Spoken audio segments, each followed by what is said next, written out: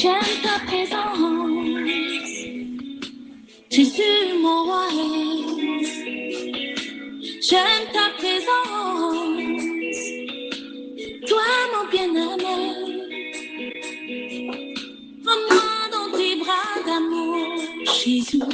Serre-moi comme ton cœur. Prends-moi dans tes bras d'amour, Jésus. Serre-moi comme ton cœur. J'aime ta présence.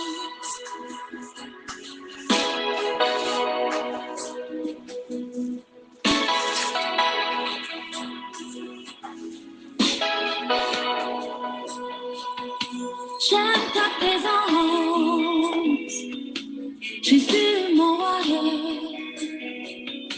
J'aime ta présence, Jésus mon bien-aimé. Prends-moi dans tes bras d'amour, Jésus. Serre-moi comme ton cœur. Prends-moi dans tes bras d'amour, Jésus. Serre-moi comme ton cœur. J'aime ta présence. Oui, Seigneur, j'aime ta présence. J'aime ta présence, Seigneur. Elle me fait du bien. J'aime ta présence, Papa. Elle me rassure. J'aime ta présence. Elle me fait du bien. J'aime ta présence, Seigneur. Elle me rassure. J'aime ta présence.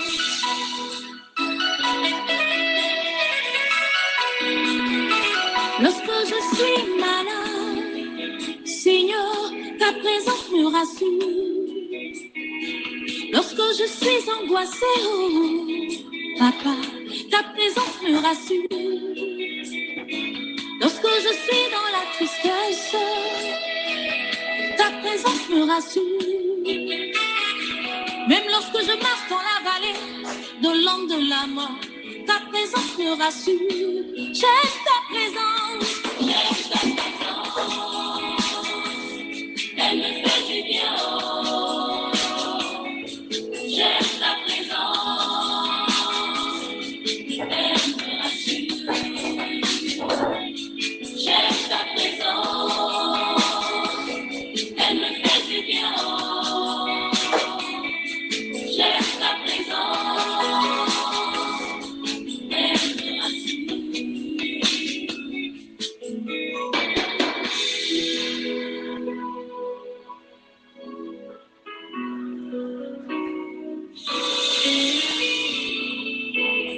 Je me sens perdue, loin de toi, Seigneur, loin de ta présence. Ma vie n'a pas de sens. Je me sens perdue, loin de toi, mon Dieu, loin de ta présence. Ma vie n'a pas de sens.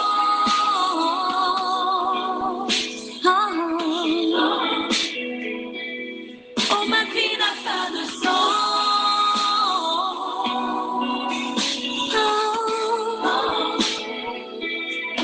Ma vie n'a pas de sens. J'aime ta présence, Seigneur, elle me fait du bien. J'aime ta présence, Papa, elle me rassure. J'aime ta présence, mon Dieu, elle me fait du bien. J'aime ta présence, Seigneur, elle me rassure. J'aime ta présence.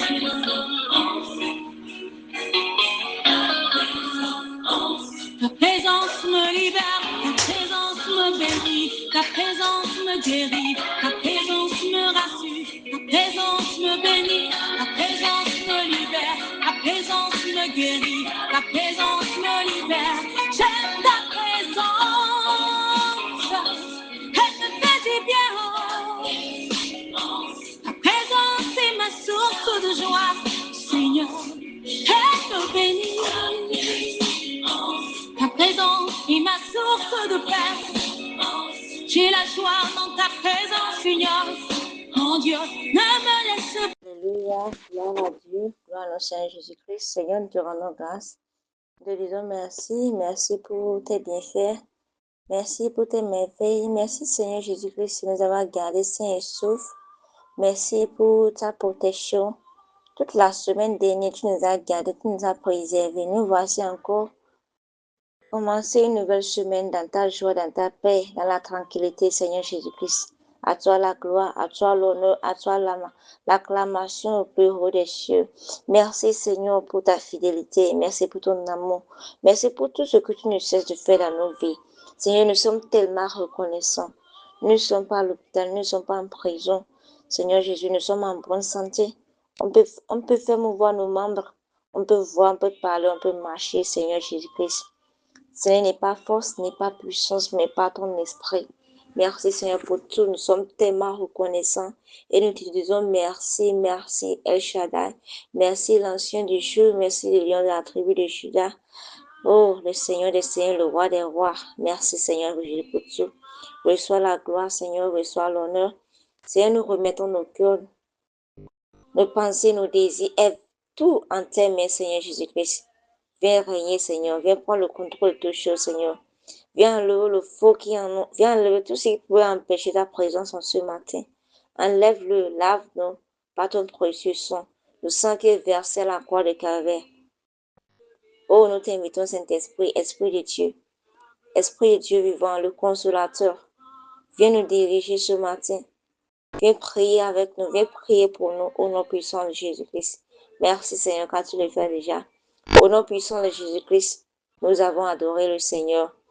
Gloire à Dieu. Shalom, frères et sœurs. Je vous salue dans le beau et précieux de notre Seigneur Jésus-Christ. Ouvrons nos Bibles ce matin dans le livre de 1 Thessaloniciens, versets 5 à 3. 1 Thessaloniciens 5 à 3 dit ceci. Tandis que les gens diront paix et sécurité, la ruine les surprendra soudainement. Tandis que les gens diront paix et sécurité, la ruine les surprendra soudainement. Pour ceux qui n'ont pas suivi les dévotions précédentes, nous avons commencé avec le livre de 1 Thessaloniciens 5, verset 1. Et nous avons parlé du temps et des saisons. Nous avons dit que nul ne sait ni l'heure ni le jour. On ne connaît pas les temps et les saisons. De quoi? Le verset 2 nous renseigne davantage sur quoi? On parle de la venue de notre Seigneur Jésus-Christ. Aucun de nous ne connaît ni l'heure, ni le temps, ni même les saisons. Gloire à Dieu. Et ce verset 3 nous dit une chose que lorsque les gens diront paix et sécurité, la ruine les surprendra soudainement. Cela voudra signifier quoi? Puisqu'on ne connaît ni le jour ni l'heure qui vient. Donc, lorsque d'autres personnes te diront que il n'y aura même plus la venue de Jésus, la venue du Seigneur n'aura même plus lieu. Mais d'autres te diront que il est déjà venu, mais il est même là-bas. Parce qu'il y a beaucoup de choses qui se disent aujourd'hui. D'autres disent qu'il y a déjà un Jésus qui est dans d'autres villages, dans d'autres villes. Les gens se sont déclarés Dieu. Gloire à Dieu. Toutes ces choses qui arrivent. Et tandis que d'autres sont en train de dire ça.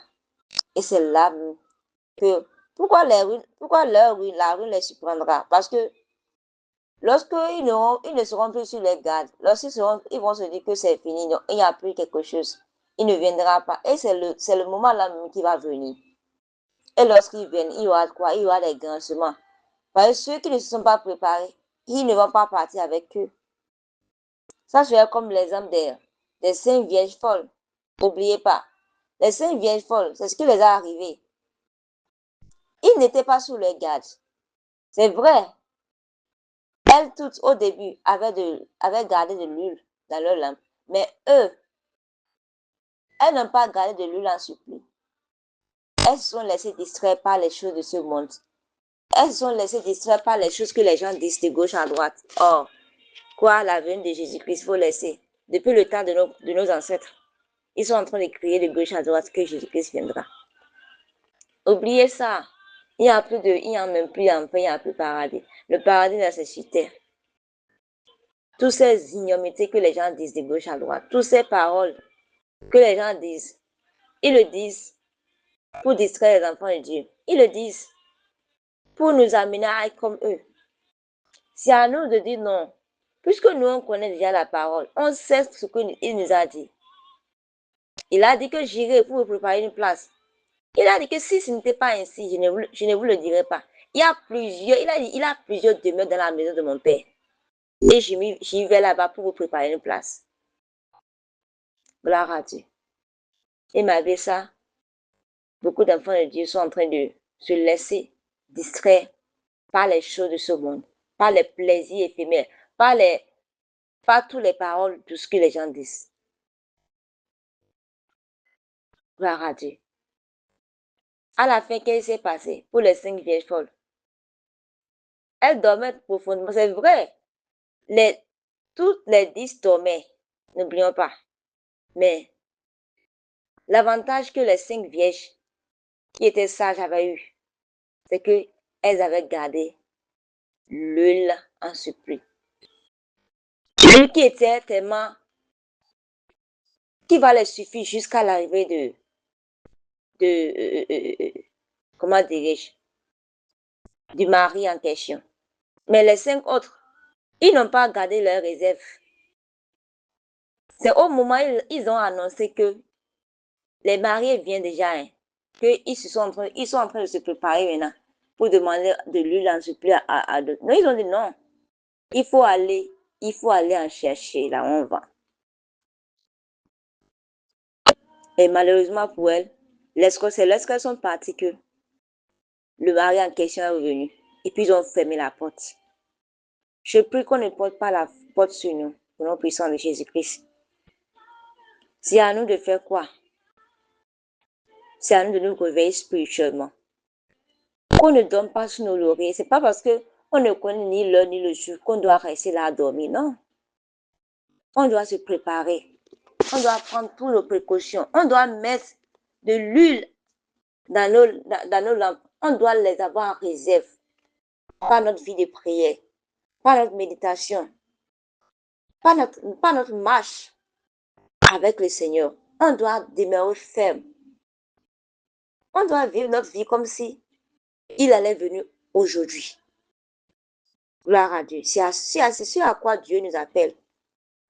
C'est vrai, nous sommes dans le monde. N'oublions pas. Mais on doit savoir une chose. Nous ne sommes pas du monde. C'est pourquoi nous ne devons pas vivre selon les standards de ce monde. Parce que ce monde a son standard. Ce monde a son langage. Nous ne devons pas nous conformer aux standards de ce monde. Imaginez un peu. Un pays envoie, une personne pour le représenter. Vous savez qu'il y a des ambassadeurs de gauche à droite. Il y a l'ambassadeur du Niger, des US après le Bénin, de gauche à droite. On envoie les ambassadeurs pour représenter des pays de gauche à droite. Imaginez un peu, en tant qu'ambassadeur, on t'envoie. Quand on t'envoie en tant qu'ambassadeur, c'est pour faire quoi? C'est pour représenter ton pays. Imagine, ok, toi qui devais représenter ton pays, tu ne représentes pas ton pays. Tu es là pour diffamer l'image de ton pays. Le jour que tu vas retourner là-bas, quel compte rendu tu vas faire? Toutes les charges que tu devais faire, toutes les tâches, tu ne les as pas fait. Tu as laissé ça de côté. Tu t'es mêlé à ce qui n'a rien à voir avec les tâches qu'on t'a confiées. Lorsque tu seras en train de faire les comptes rendus là-bas, qu'est-ce que tu vas dire? Parce qu'il y aura un rapport de tout ce que tu as fait. C'est la même chose, nous, en tant qu'enfants de Dieu. Nous sommes des ambassadeurs de Dieu sur terre. Nous sommes des représentants de Christ sur terre. On doit savoir que cette terre, ce n'est pas notre demeure. Nous ne sommes que des voyageurs. Nous sommes des voyageurs, des pèlerins sur terre. Et un jour viendra où on va tous partir. Gloire à Dieu. Et imaginez un peu, quel est le compte rendu qu'on va faire? On va lui dire, ok, je me suis, comme comme j'étais attendue fatiguée, je ne t'avais pas vu. C'est pourquoi je me suis laissée distraire. Ou bien, qu'est-ce qu'on va dire? Ce n'est pas à ça que Dieu nous a appelés. Il nous a appelés à le représenter. Ce que vous avez dit, que peu importe ce qui sera en train de se passer sur cette terre, peu importe les distractions, peu importe ce que les gens sont en train de dire dans nos oreilles, nous, on est là pour une mission. On est des missionnaires. On doit faire la raison pour laquelle on est venu. Et non regarder de gauche ni à droite. Et non regarder même les mensonges de l'ennemi. Parce que l'ennemi, il va toujours venir. Qu'on le veuille ou non, il va toujours venir. Il va toujours demander, est-ce que Dieu vous a dit de l'attendre? Il va venir vous demander, tel qu'il a demandé à Ève dans le jardin d'Éden. Il va venir. Il ne peut pas venir comme avec des cornes sur la tête. Il va venir comme ami. Il va venir comme proche, comme collègue. Il va même venir comme parent. Pour te dire que toi, tu es encore dans ces histoires-là de la venue de Christ. Mais toi, tu dépends toujours de ce Dieu. Donc tu ne peux pas prendre tes décisions sans Dieu. Tu veux toujours son avis. Gloire à Dieu. Dieu nous appelle à dépendre de lui en tout temps, en toutes choses. Il veut qu'on puisse dépendre de lui. Parce que imagine, en tant qu'ambassadeur, il y a des décisions que tu ne peux pas prendre de toi-même. Tu ne peux même pas. Parce que tu es sous la couverture de ce pays. Si quelque chose t'arrive, c'est eux qui sont responsables. Donc pour cela, pour te préserver, tu ne peux pas prendre il y a des décisions que tu ne peux pas prendre sans leur avis. Gloire à Dieu. Mais nous, en tant qu'enfants de Dieu, qu'est-ce qu'on fait? On écoute ce que les serpents nous disent à l'oreille. On prend des décisions mais sans l'avis de notre Créateur. On fait ce qu'on veut. On dort sur nos lauriers. On ne s'inquiète même plus de rien. On ne s'inquiète même plus de sa venue. On se dit que, ce qui est sûr, on a déjà trop attendu. Gloire à Dieu. Ce n'est pas dans la mesure de l'attente, mais c'est dans la mesure de qui a fait la promesse. Il a dit de garder ferme la confession de nos foi. Il a de garder ça fermement. Parce que celui qui a fait la promesse est fidèle. Ce n'est pas dans la durée de l'attente, mais c'est dans la personne qui a fait la promesse. Qui a fait la promesse? C'est Dieu qui a fait la promesse. Et il ne ment pas. Et sa parole, il dit que le ciel et la terre passeront. Mais la parole de Dieu ne passera pas. Ça va toujours s'accomplir. Gloire à Dieu. Sa parole va toujours s'accomplir. Et lorsque nous savons que sa parole va s'accomplir, cela voudra dire que sa venue est certaine. Et même si ça prend du temps, il a dit qu'il est tellement patient. Ça prend du temps pour que toutes les personnes puissent venir à la connaissance de notre Seigneur Jésus-Christ. On ne voit pas que, vraiment ça dure, ça prend du temps. Mais c'est pour que les gens se repentent, pour qu'ils puissent venir à la connaissance de notre Seigneur Jésus-Christ, pour que tout le monde puisse le connaître. Gloire à Dieu. Alors, ne nous laissons pas distraire par les choses que les gens disent. Ne nous laissons pas distraire par les voix extérieures. Parce qu'ils vont toujours venir pour nous distraire. Ne relâchons pas notre vie de prière. Ne regarde pas à cause de ce que tu traverses. Parce que des fois aussi, ce qu'on traverse aussi, des fois, ça nous fait oublier toutes les promesses que Dieu nous a dit. Et ça fait qu'on s'affaiblit. Notre vie de prière, ce n'est plus ça. On devient les chrétiens de dimanche seulement. On devient des chrétiens qui sont tièdes, ni chauds, ni froids. Et Dieu a dit quoi? Que si tu n'es ni froid, ni chaud, on va te vomir. Je prie que le Seigneur ne nous vomisse pas au nom puissant de Jésus-Christ. Gloire à Dieu. Tout ce qu'on traverse, tout ce qui nous arrive, ce n'est pas pour nous détruire. Non. C'est un test de notre foi. Et à la fin de ce test, Dieu va toujours se glorifier. Quand tu regardes la vie de Job, il est passé par beaucoup de choses. Je n'ai pas encore vu sur cette terre quelqu'un qui a vécu les choses que Job a vécues. Je n'ai pas encore vu ça. Même la moitié. Job a perdu tous ses biens. Tout. C'est pas que ça lui restait quelque chose. Tout. Ses enfants. Son honneur. Et sa santé en plus. Gloire à Dieu. Mais malgré ça, est-ce que les gens ne l'ont pas parlé pour qu'il puisse régner ce Dieu? Les gens l'ont parlé. Même sa propre femme. Mais il a gardé la foi. Il a dit non, moi je n'abandonnerai pas. Parce que je sais en qui j'ai cru. Je sais que mon Rédempteur est vivant. Est-ce que toi-même, lorsque tu traverses cette situation difficile, tu peux le dire que ton Rédempteur est vivant? Est-ce que tu peux continuer de rendre grâce à Dieu malgré que tu ne vois pas ce que tu attends? Malgré que tu attends depuis des années, est-ce que tu peux continuer par rendre grâce en disant que Seigneur, je sais en qui j'ai cru. J'ai foi en ta promesse, j'ai foi en ce que tu m'as dit. Je sais qu'elles vont s'accomplir. Est-ce qu'aujourd'hui, tu peux ouvrir ta bouche pour le dire? Gloire à Dieu. Ou bien toi, tu te laisses distraire par ce que les gens disent. Alors, si tu es une seule personne qui te laisse distraire par ce que les gens disent, ce matin, c'est un appel, c'est un avertissement. Le Seigneur nous appelle à être vigilants et attentifs spirituellement. Il nous demande de nous réveiller. Il dit, toi qui dors, réveille-toi de ton sommeil et Christ va t'éclairer. Il nous appelle à nous réveiller. Il nous appelle à remplir notre lampe d'huile.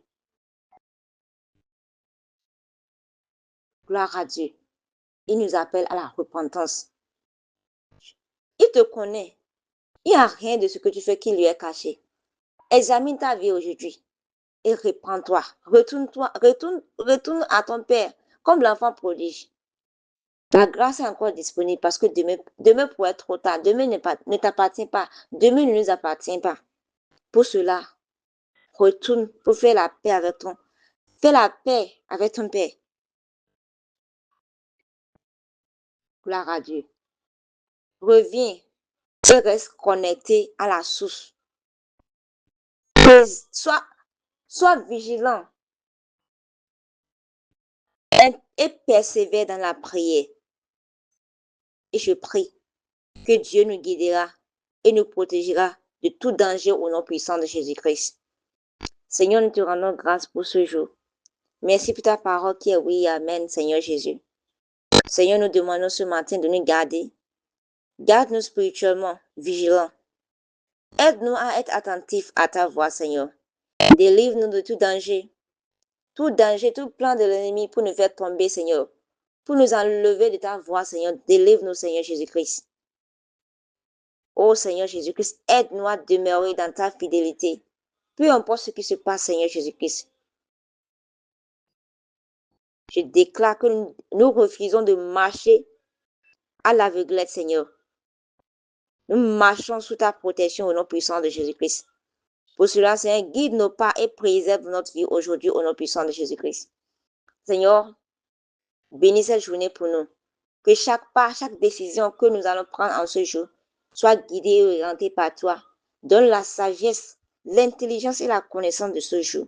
Connecte-nous, Seigneur, à des personnes qui vont nous amener à être davantage en feu pour toi, Seigneur.